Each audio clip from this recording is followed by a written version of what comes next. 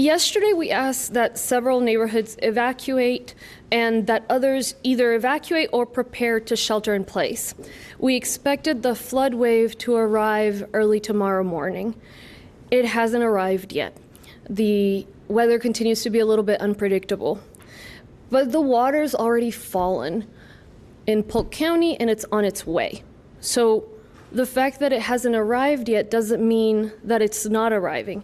It will come around midday today to the areas that will be affected, the same ones we talked about yesterday.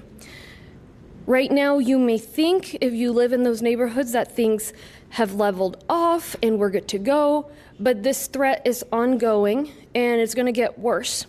It is not your typical river flood. I know that folks who live along the river, they're river people, as we discussed when I was out there the other day. They see this happen all the time. This is not that. This is not what happened in January. This is much worse. It's a catastrophic event, and we all need to take the urgent and necessary steps to respond accordingly. So whatever actions you still haven't taken that we've requested, please take them now. If you're home right now in the areas where we have asked for a mandatory evacuation, you're extremely vulnerable. I just talked to Polk County Judge Sidney Murphy, so it's north of us, and in some ways seeing what's taking place there is like seeing the future. They have been extremely hard hit. More than 700 homes in Polk County have been flooded. They had power and internet lines go down. Several communications closest to Lake Livingston, our current communities are under a boil water notice. Here, once the water reaches us, we do expect that a couple hundred structures are at risk of flooding. I've spoken with Governor Abbott just a few minutes ago. The state is monitoring. He has made sure that everything we need, we have. Right now, we've said, the folks north of us are in more urgent need of resources, but we're ready to request additional resources and they're ready to send them as soon as we need them. At 7 a.m. this morning, we moved our Office of Emergency Management to the highest activation level. That's level 1, maximum readiness. That means that all partners need to coordinate their response plans with our Emergency Operations Center.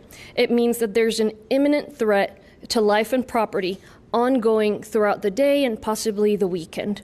All protective measures should be taken. The recommendations are the same as yesterday. If you live in the East Fork of the San Jacinto River, and today we do have a map, so let me know if you guys can't hear me and I'll give up on this idea, but East Fork of the San Jacinto River, so up there, all the way from FM 1485 down all the way to Lake Houston. Those are the folks that need to evacuate, and on the East Fork, it needs to be the folks, particularly on the east side. The folks on the west side of the San Jacinto of the East Fork are not in as high a risk because that area is more elevated. Folks who are in Kingwood, nearest the San Jacinto River, they're here and here. They're at more risk because they're right by the river. And so those are the folks that need to either stay or be ready to shelter in place for the next 2 to 3 days. So that is Kingwood, and then the neighborhoods right south of it, Forest Cove, North Shore, Bellawood, and River Crest, as well as Kings Point and Atascocita Shores. Rio Villa, they're the folks that need to also beware of these recommendations, but the river the water might hit them a little bit later. So this sounds very much like what I said yesterday. It's really exactly the same. What's the difference? That we thought the water was going to arrive around noon, around midnight, early morning hours. Right now, we're expecting it to arrive, this flood wave, at midday, around noon. So in a couple of hours here, it's not going to be exactly that time, but generally midday. And so The bad news is it's coming. The good news is people have a little bit more time to prepare. So please, if you are in the area where we have asked for a mandatory evacuation, again, that's the East Fork of the San Jacinto River from 1485 to Lake Houston, not even right along the lake, half a mile from the river, half a mile from the river. That's how far the mandatory evacuation area goes. Why are we saying mandatory evacuation? We had a request for voluntary evacuation a couple days ago, and the situation then was not threatening to life safety. The situation today is threatening to life safety, and so we want to signal how important this is. We can't force somebody to leave, but if you stay there, not only are you a sitting duck, but you're putting our law enforcement in danger. And at some point, we can't send law enforcement into swift water that is sure to pose a threat to their life because you made a bad decision. And so please evacuate if you are on the East Fork of the San Jacinto River, half a mile from the river towards the east. So those subdivisions, Idle Glen and Idlewild, Northwood Country Estates, River Terrace, Cypress Point, Commons of Lake Houston, formerly known as Magnolia Point, and other streets. So on our website on readyharris.org, we have the affected streets, but it's about a half a mile from the river. The other folks, remember, if you're going to stay home, make sure that you have enough supplies for the next 2 to 3 days. Some of the people, as I was talking to the county judge over in Polk County, they thought they had enough supplies, but they weren't expecting to not have water. So think about what might happen, what the impacts might be to our infrastructure, and be ready. You need 6 gallons of water per person per day. You need enough food. You need medicines, enough food for your pets. Have a grab bag ready in case you do need to be evacuated or in case you decide to be evacuated. At that point, it should be safe to evacuate people, but we won't be able to do it without a boat. What we're doing, we had our staff and partners working through the night, and we've put as many preparations in place as possible. So far, the best estimates we have is a total of 26 people have been rescued, another 15 overnight, 11 people before. We've rescued 30 pets, and so let me just thank first responders because the work is not done. A particular thank you to the folks with the Sheriff's Office water response team. So we did have an incident in Crosby ISD this morning where there was a bus carrying kids, and it seems they drove into high water and they had to be rescued. So that was the Sheriff's Office acting quickly. Fortunately, everyone was taken to safety. But this needs to serve as another reminder of the common fundamental principle to never, ever drive into high water, especially as this weather continues. There are some school districts, there's a couple are totally affected by this, like Huffman, for example. Crosby, okay, it's not all of the community is affected necessarily. So it makes sense that they would remain open, but there's still going to be street flooding. And so even if your school district is open, even if you're trying to go about your day, please be mindful of the weather. And, you know, this situation turned out well, but it's a lot of risk to put these kids in. I did speak to the superintendent. It's Superintendent Paula Patterson over there. We don't know the exact number of kids yet. She's going to announce that as soon as she has it, and I think it's very responsible for her to not be making any guesses. In terms of the shelters, we did close the Leon Grayson Community Center, but we still have 3 still available. All of them take pets. That's Greenhouse International Church, 200 West Greens Road. That one can serve as a shelter also for people without power over in the northwest side of the county. That's about a 20-minute drive to Greenhouse International Church, Calvary Baptist Church, 816 North Blair Avenue, and Philippians New Faith Missionary Baptist Church, 7858 Angus Street. So these folks are all churches that always step up. So let me just thank them as well, along with our law enforcement.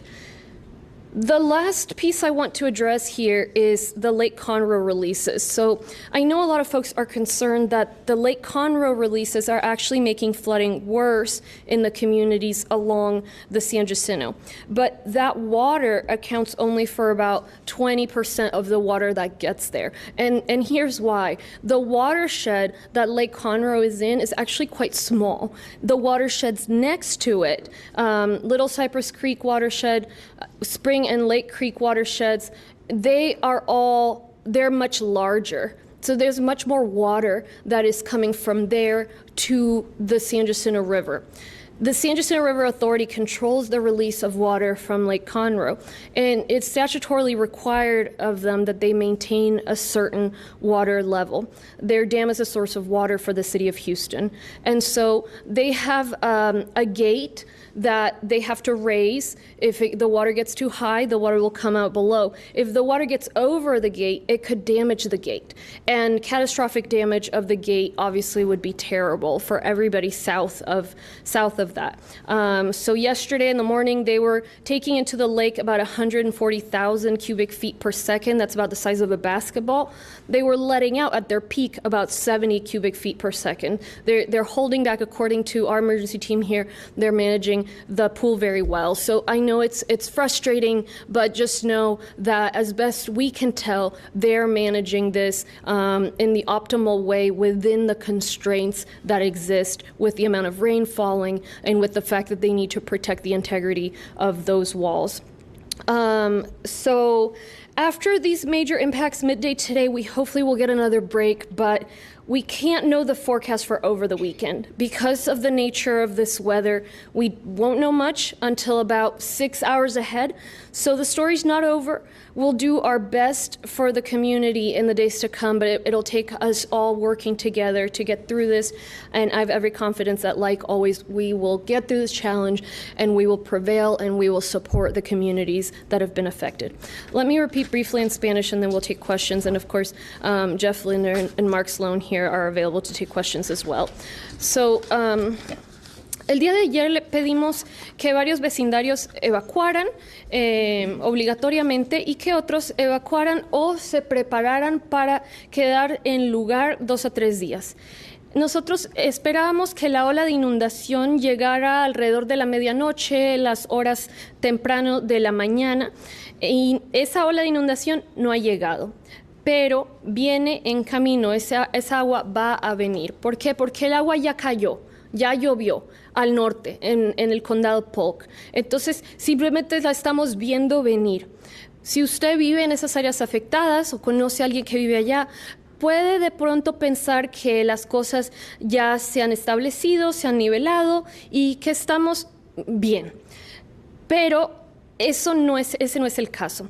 Hay muchas personas que viven a lo largo del río San Jacinto que me dicen, nosotros somos personas de río, conocemos esta área, a cada rato nos estamos inundando. Yo sé que ese es el caso. En enero hubo una inundación. Este evento, este desastre no es enero, es mucho peor, no es una inundación estándar, digámoslo así, de esa área del río San Jacinto. Entonces, por favor, tómelo seriamente. Si no ha tomado acciones aún, tiene la oportunidad de tomarlas ahora. La buena noticia es que tiene más tiempo, hasta mediodía, 2 de la tarde, por ahí. La mala noticia es obviamente que la ola de inundación aún viene. Si está en casa en este momento en las áreas de evacuación obligatoria, por favor, sepa que está en una situación extremadamente vulnerable, totalmente indefensos contra esa agua que viene rápidamente hasta el segundo nivel de una casa, inclusive las casas elevadas. Acabo de hablar con la juez del condado, Sidney Murphy, en Polk County, y me compartió lo que ha sucedido allá. Básicamente, lo que sucede ya es nuestro futuro porque es la misma agua que viene bajando. Más de 700 hogares en el condado Polk se han inundado. Varias comunidades están sin agua y sin electricidad. Nosotros predecimos que alrededor de un par de cientos de estructuras se van a inundar. Acabo de hablar también con el gobernador Abbott, nos están apoyando muy bien, tienen todos los recursos disponibles, les hemos dicho que pueden dejar los recursos al norte y ya si necesitamos algo les pediremos y nos los pueden enviar.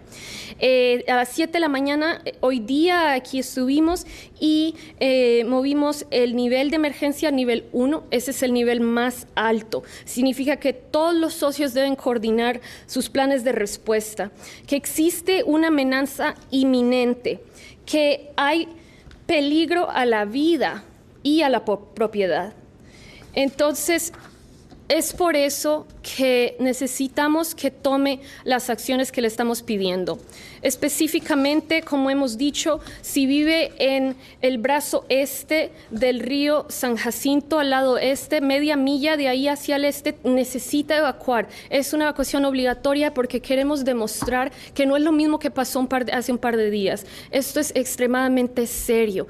Y si usted se queda en casa y baja esa agua que además de ser muy profunda, viene muy rápido, llega un momento en el cual ni siquiera podemos enviar a los bomberos a que los rescate porque sería un problema de vida o muerte para ellos. Entonces, por favor, evacúe. Si vive al lado de Kingwood, contra el río, hacia el brazo oeste o el brazo este del río San Jacinto, justo ahí contra el río, va a tener problemas de inundación. Entonces les pedimos que por favor salgan, a menos de que estén preparados para permanecer en lugar 2 a 3 días. Si se va a quedar, considere que es posible que se vaya la luz, es posible que se quede sin agua. Entonces necesita 6 galones de agua por persona por día, suficiente comida, suficientes medicinas, comida para los animales y una mochila lista en caso de que haya que evacuarlo. En cuanto a lo que estamos haciendo, se han rescatado 26 personas, 15 anoche, 30 mascotas y seguimos trabajando. En cuanto a los refugios, va a cerrar el Leon Grayson Community Center, ya cerró, pero Greenhouse International Church, 200 West Greens Road, Calvary Baptist Church, 816 North Blair Avenue y Philippians New Faith Missionary Baptist Church, 7858 Angus Street. Todos reciben mascotas y están abiertos.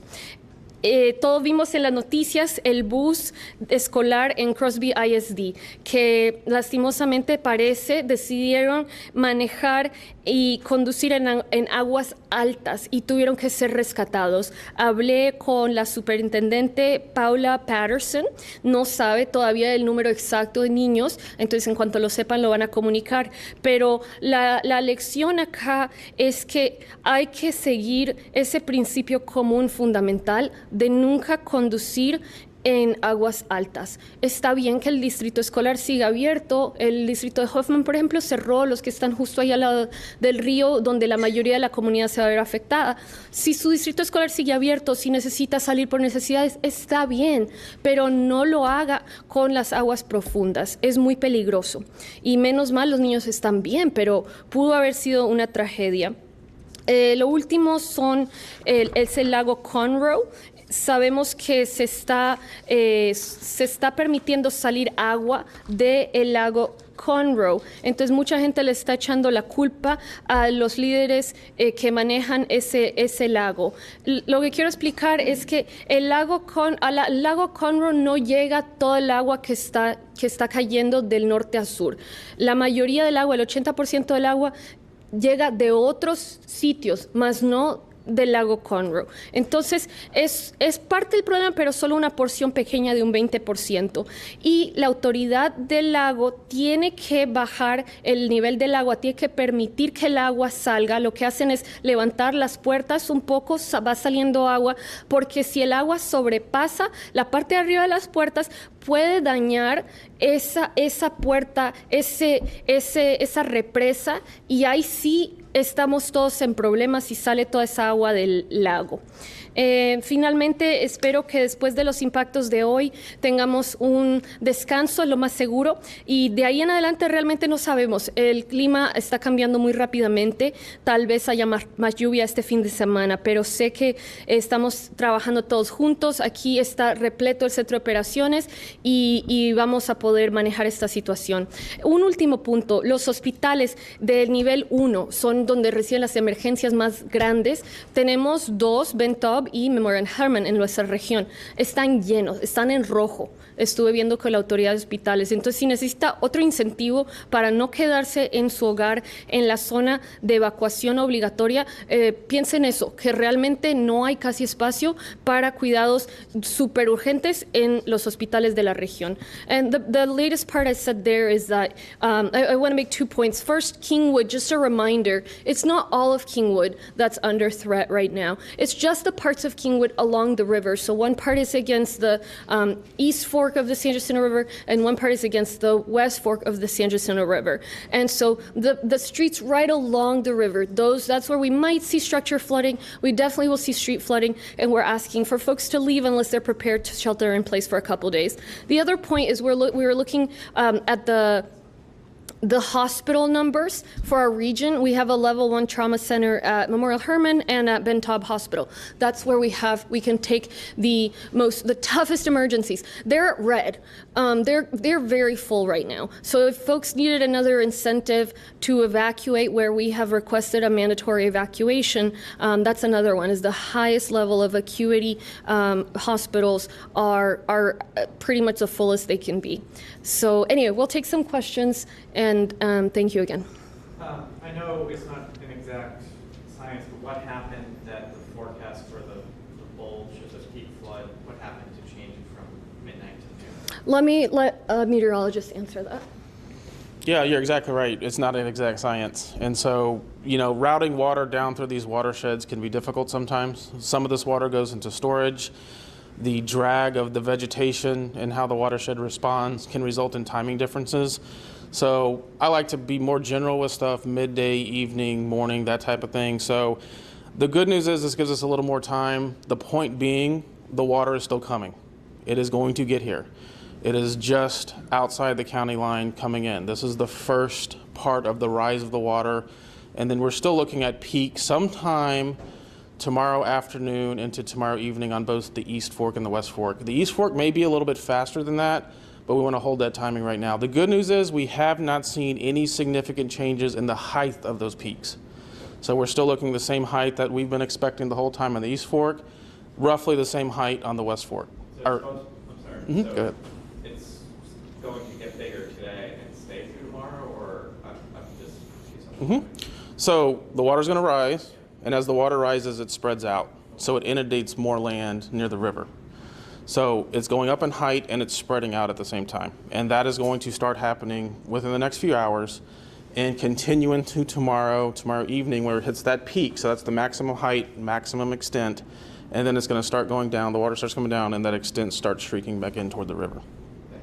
How long is this event going to last? We will continue to have impactful flooding on the San Jacinto River through the entire weekend and probably into Monday. The wild card to all of this on the recession part is if we see additional rainfall as we get into Saturday, Sunday, Monday. Right now, with what we are seeing, and I would not say the confidence is really high on the forecast, the weather forecast part of this, but what we are seeing, we feel confident that the water will begin to go down Sunday and get off of most of the roads and out of most of the structures Monday into Tuesday.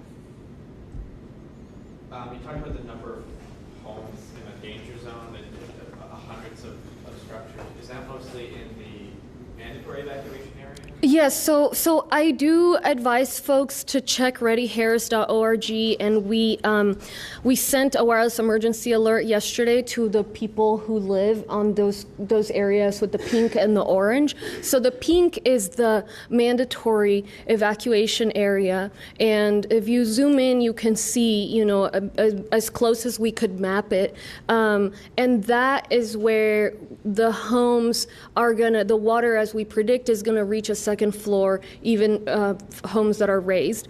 The orange, we don't think that the water level is going to get as high to where you could stay. It's not going to affect that many homes. You could go to a second story, but you're going to have some issues with resources if you didn't keep them. And it may, and then further west and south, there will be a much lower chance of impact. So again, for folks in Kingwood, I don't want to alarm everybody. It's just along the river. Pues, ¿por qué esto es un evento catastrófico? ¿Por qué lo ha catalogado de esa manera? Bueno, en el área rosada arriba, en el mapa, se dan cuenta que hemos puesto ahí ese color con toda la matemática que estos científicos y meteorólogos tienen para ver hasta dónde va a llegar la inundación. Y esa inundación va a ser muy profunda. Entonces, les recomiendo visitar readyharris.org. Está ese visual. Y ayer, de hecho, enviamos una alerta a los celulares. Sé que la gente lo recibió, nuevamente recordándoles lo que va a suceder. Entonces, en esas áreas rosas, el agua va a ser tan alta y va a venir tan rápido que si se quedan es muy, muy alta la probabilidad de una lesión o inclusive la muerte. Puede que sea difícil que pasen los bomberos a rescatar a personas o animales por la velocidad del agua y la cantidad del agua. Como dijimos ayer, la cantidad puede llegar tan alta que llegue hasta las líneas eléctricas y ahí le queda casi que imposible a un bote pasar. El área naranja es donde va a haber inundación también, y si le hacen ahí el zoom pueden ver hasta las calles, y esas son áreas que lo más probable es que se inunden, es posible que haya agua en los hogares, pero no va a ser mucha agua, entonces ahí no es tanto el riesgo a la vida, sino más el riesgo a las estructuras, que mal que bien, bueno, eso se arregla, y pueden permanecer ahí en un segundo piso, pero obviamente tienen que tener las provisiones como las nombré. Do you know how many people used shelters last night? Not many. I think we had two. The one, Leon Grayson, I don't think anybody came. And then the other ones, it was, just a handful of people. And we do expect that as more folks need to be rescued, we might use them more, but it's a thing that is necessary. And, if people don't use them, great, but you don't want people to need them and then not have them. And the people that were rescued, is that mostly vehicle rescues, or was anybody rescued from a home? I don't know the answer to that. Based on the information we've received so far, I'm Mark Sloan, I'm the Emergency Management Coordinator. The information is some were from vehicles that driven into water and needed assistance, as we talked about the Crosby school bus. Others were in their homes that needed assistance evacuating. So it's a combination of both. The first responders in the field are prepared to react and respond. I can't emphasize enough what the judge mentioned earlier. We're asking people to take the appropriate action so we don't put our first responders at risk. They are going to do everything for life safety for you, but you need to do those actions as well, because we don't want them putting their own lives at risk to go help you when we've asked you to do something for yourselves. So they may not be able to get to you when it is too dangerous for them. So do what the judge has requested in order to protect yourself and family. Is there still time to call 911 if you need help evacuating? 911 is operational across the county in all districts. And if people call 911, first responders will react. But if the crisis in the water is too high where they don't have the appropriate equipment or can take the appropriate safety measures for themselves, they may not be able to get you in a timely manner. And I want to remind folks, it's the depth of the water, obviously how much it stretches, but also the speed at which the water is coming. And so that's part of the danger and part of what people are going to be facing if they stay in those areas that need to evacuate. Talk about the health dangers of just being in the water itself. Yeah, we don't know what's in that water, right? And there's a lot of sediment. The water's coming fast, so we don't recommend that people get in the water.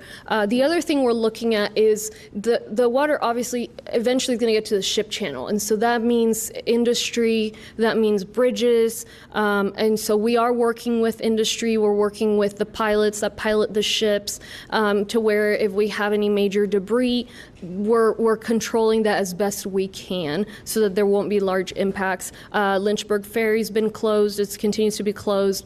And Washburn Tunnel is open. But there's certainly pretty significant impacts just given how far that river travels and eventually down to the ship channel. Do you know if those schools in that area have been canceled, in particular the Crosby?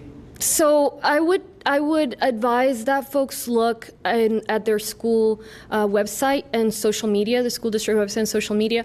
Crosby, from what I know, is still open, and that's fine. It's ultimately it's their decision. They have a call with the team early in the morning as well as the night prior. And there, if you live in Kingwood, for example, it's just part of your community. Some of the other areas, it's just however much far away from the river. And so if your school district's even farther away from that, it may be reasonable for them to remain open. What is not reasonable is for anybody to drive into high water, whether it be a school bus driver, whether it be a student or a guardian or parent. All right. Thank you all so much.